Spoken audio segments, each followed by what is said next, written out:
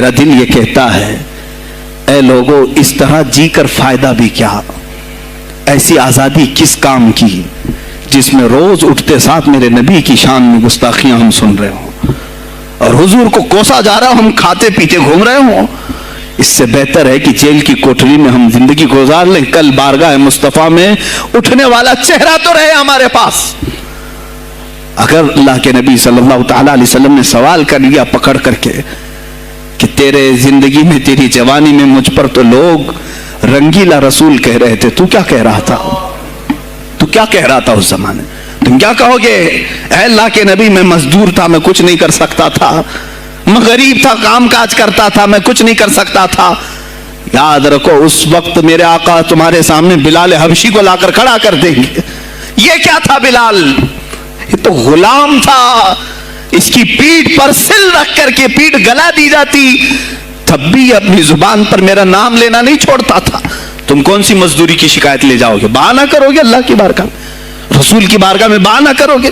اے گروہ علماء، تم کو اللہ نے ممبر دیے ہیں خطابت کے لیے، اللہ نے اپنے رسول کا ممبر تمہیں دیا ہے، اس لیے نہیں کہ تم حکومت کی خوشامدی کرو، تم اپنے وقت کے طاغوتی قوتوں کی خوشامدی کرو، اس لیے نہیں، بلکہ آج تم سے قوم مصافحہ کر کے ہاتھ چومتی ہے صرف اس لیے کہ تمہاری زبان پر نام مصطفیٰ ہے۔ آج علماء کی جو عزت ہے صرف اس لیے، تمہاری پگڑیاں تمہارے جبے دیکھ کر کے قوم عزت نہیں کرتی، صرف اس لیے ان کے دلوں میں تم مچلتے ہو کہ تم مصطفیٰ کریم کی باتیں کرتے ہو۔ علماء کو جاننا چاہیے کہ تمہاری عزت نبی سے وابستہ ہے۔ آبرو ماذا نام مصطفیٰ است، ہماری آبرو، اقبال نے کہا تھا ہماری آبرو نام مصطفیٰ سے وابستہ ہے۔ اگر اسی نام کو کسی نے چھیڑا تو پھر ہمارا جی کر مطلب کیا ہے؟ ہم کس کام کے؟ میں ایک مثال سے سمجھاتا ہوں۔ مسجد ہے، دیوار کے پینٹ کو اگر کسی نے کھرچ لیا تو ہو سکتا ہے معاف کر دیں، ہم اس کو چھوڑ دیں۔ کسی نے لکیر نکال دی دیوار پر، ہم چھوڑ دیں اس کو، لیکن میاں وہ ہمارے سامنے آ کر پلر ہلانے لگ گیا، ہر مسجد کا یہ پلر توڑنے لگ گیا، خاموش بیٹھو گے؟ اور اگر تم خاموش بیٹھے تو اس کا انجام کیا ہوگا؟ اس نے پلر ہلایا تو صرف پلر نہیں ٹوٹے گا، یہ چھت پورا سب کے اوپر گرے گا۔ آج ظالم کفار پورے تمہاری جڑ کو ہلا رہے میرے نبی کی ذات کو، سیدھے مصطفیٰ کریم کی ذات کو ہلا رہے ہیں۔ اللہ کے حبیب صلی اللہ تعالی علیہ وسلم کی ناموس کو ہلکے میں مت لینا میرے عزیزو، لاکھوں جانیں جاتی ہیں، جائیں اسلام پر، حضور اکرم صلی اللہ تعالی علیہ وسلم کی ذات کو ہلکے میں مت لینا۔ اور اگر انہوں نے ہلانا شروع کیا ہے اگر حضور کی ذات پر، حیرت ہو رہی، 25,000 پوسٹ تم میں سے کس نے کمپلینٹ کی ہے؟ سائبر کرائم کو کمپلینٹ کر سکتے تھے، ہمارے جذبات کو ٹھیس پہنچا ہے۔ ہم آزاد ملک میں رہ رہے، میرے نبی سے چھیڑ چھاڑ کیوں ہو رہی ہے؟ کسی نے آواز اٹھائی؟ کچھ ہیں اللہ ماشاءاللہ، کچھ علماء، کچھ وکلا اس کے پیچھے لگے ہوئے ہیں، لیکن میرے عزیزو ہر مسلمان کا یہ خیر ہے، تمہاری نسبت رسول پاک سے ہے۔ اب انہوں نے ہلانا شروع کیا تو انتظار کرو، جس دن یہ چھت گرے گی عذاب بن کر سب پیچھے جائیں گے، سب اس میں گرفتار ہوں گے انشاءاللہ العزیز۔ ہم مہم چھیڑیں گے، ہم مہم چھیڑیں گے اس بات کی، اگر آج تم کثرت میں ہو تو اس کا کیا مطلب جو چاہے تم کر لو گے؟ ہم اتنے گئے گزرے تو نہیں ہیں کہ ہمارے نبی کے اوپر بھی تم چلے جاؤ۔ ہاں ہمیں رون دیا، ہمیں مار دیا، ہمیں قتل کر دیا، سب برداشت کر لیا، لیکن اب اس سے آگے نہیں برداشت کریں گے انشاءاللہ العزیز۔ میں آواز دیتا ہوں اسی منبر سے، اے گروہ علماء، اے جماعت صوفیہ، اے خانقاہ کے گدی نشینوں، باہر آؤ، آؤ حکومت وقت سے ایک مطالبہ یہ کرو، اے حکومت وقت کے تخت پر بیٹھنے والوں، ہمارے ہند میں پارلیمنٹ میں بھی ایسا قانون پاس کرو کہ کوئی میرے نبی کی ذات پر بھونکے تو اسے موت کی سزا ہو جائے۔ ہم یہ چاہتے ہیں، اگر اس قانون کو تمہیں لانے میں کچھ زندگیوں کی ضرورت ہے تو یہ فقیر حاضر ہے اور میرے ساتھ بھی کچھ تمہارے لیے حاضر ہوں گے، لے لو ہماری جانیں اور ایک قانون ایسا بنا دو تاکہ قیامت تک پھر یہاں پر کوئی نہ بھونکے میرے نبی کی ذات پر۔ تم قانون صرف میرے نبی کے لیے نہیں، تم اپنے دیوی دیوتاؤں کے لیے بناؤ، شانتی سے رہو، ہم نے کبھی تمہارے خلاف بھونکا نہیں ہے، ہم نے کبھی دیوی دیوتاؤں کو چھیڑا نہیں ہے، اس لیے کہ اسلام اس کی اجازت نہیں دیتا، ہم گالی نہیں دیتے، ہم اسلام کی حقانیت سے بیان کرتے ہیں، لیکن خاموش رہنے کی یہ سزا ہمیں دی جا رہی ہے کہ ہمیں گالیاں دیتے دیتے یہ اب ہمارے نبی تک پہنچ گئے، ہماری ماں عائشہ صدیقہ تک پہنچ گئے، اور ہمارے تمام اکابرین اسلاف تک پہنچ گئے، اور 25 کروڑ کی تعداد میں خاموشی یہ اچھی نہیں ہے میرے عزیزو، اچھی نہیں ہے۔ آج افسوس اسی بات کا ہے جن کو اللہ تعالیٰ نے اپنے نبی کی نیابت عطا کی ہے، وہ نائب رسول ہیں یا کسی خانقاہ کے گد نشین ہیں، تم یہ مت سمجھ لینا کہ تمہارے آبا و اجداد کمال کے تھے، بزرگان دین تھے، تم چھوٹے جاؤ گے، نہیں، سوال تو ہوگا، تمہیں سوال ہوگا، مجھ سے بھی ہوگا، میں یہ نہیں کہہ رہا ہوں کہ میں کوئی الگ ہوں، سوال ہوگا۔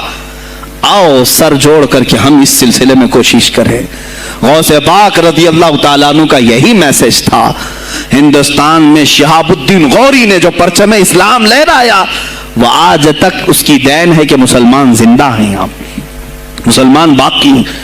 پوری دنیا میں نظام کو صحیح کرنے کے لیے آواز اٹھانا یہ بھی اولیاء کاملین کی بات ہے، ان کی صفات ہیں، صرف اپنی خانقاہ میں اللہ اللہ اور ذکر کرانا ہی ان کا کام نہیں تھا، وہ دلوں کو تو دھلتے ہی تھے، لیکن جو نظام سنبھال رہا ہوتا اس کی باغ ڈور کو بھی دھلتے تھے، اس کی بھی صفائی کرتے تھے۔ تو اللہ کا ڈر رکھنے والا کرسیوں پر آئے، جو کسی کا خون چوسنے والا نہ آئے۔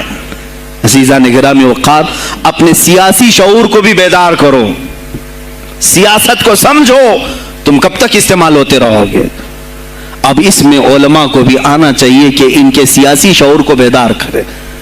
تمہارے ساتھ آج جو کھیل کھیلا جا رہا ہے، تم ہر ایک کی جے وجے کرتے ہوئے ہر پارٹی کے پیچھے جاتے ہو، تم نے آج تک اپنا قائد نہیں ڈھونڈا، اپنا قائد نہیں ڈھونڈا۔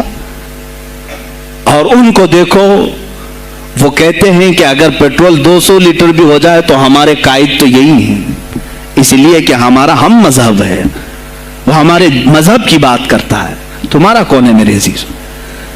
تم کسی پر متفق نہیں ہوتے، اور جو تمہارے لیڈر ہیں وہ کسی اور کے پلو میں چھپے ہوئے ہیں، ہاں کسی اور کی گود میں بیٹھے ہوئے ہیں، جا جا کر کے یہ سارے مسلمانوں کو کسی اور کے ہاں بیچ کر کے آتے ہیں۔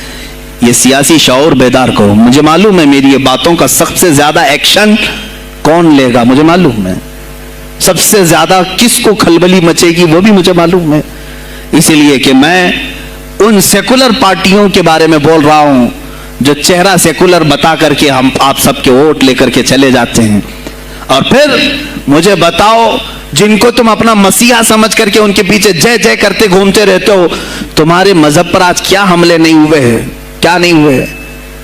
کشمیر آج تک جل رہا ہے، کہاں یہ کانگریس کیوں نہیں بات کرتی ہے جو پورے مسلمانوں کی مسیحا ہے؟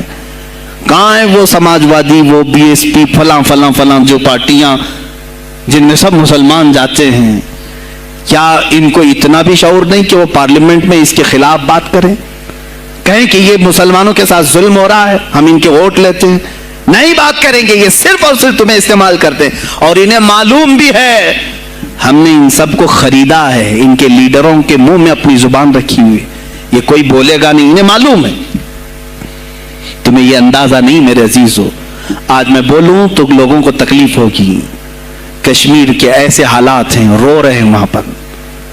ایک مولانا ہے، مسجد کے امام ہیں، انہوں نے کہا، باضابطہ حلفیہ کہا نوجوان میرے پاس نماز کے لیے آتا تھا، اس نے یہ کہا کہ حضرت کیا سوسائڈ کرنے کی اجازت ہے؟ کہا کیوں؟ کہا میرے گھر میں کچھ لوگ داخل ہوئے، میں ان کا نام ذکر نہیں کر رہا ہوں، کچھ لوگ داخل ہوئے، مجھے ہاتھ باندھ کر کے کھڑا کیا، میری ماں اور میری بہن کو ننگا کیا، میرے سامنے کپڑے اتارے اور ان کی عزت لوٹی، اور اس کے بعد مجھے ہاتھ کھول کر کے چھوڑ دیا۔ مجھے بتائیں اس کے بعد بھی جینے کا کوئی مقصد رہتا ہے؟ مجھے بتائیں اس کے بعد بھی جینے کا کوئی حاصل ہے؟ یہ سب تمہارے ساتھ بھی ہوگا۔ جہاں میجورٹی ان کی مسلمانوں کی تھی وہاں یہ ننگا ناچ کر کے دکھایا ہے، تو یہاں تو تم بہت قلت میں ہو، تمہارے ساتھ بہت کچھ ہو سکتے ہیں، اب بھی اگر خاموش رہے۔ اسی لیے میں بار بار کہتا ہوں، اٹھو وہ گھر نہ حشر نہ ہوگا پھر کبھی، دوڑو کہ زمانہ چال اپنی چل گیا۔ تم اپنی سیاست کو منتخب کرو، تم اپنی قیادت کو منتخب کرو، اور اگر ابھی بھی سیاسی لاشعوری کی زندگی گزارتے رہو گے، لقمے بنتے چلے جاؤ گے، یہ کھاتے چلے جائیں گے۔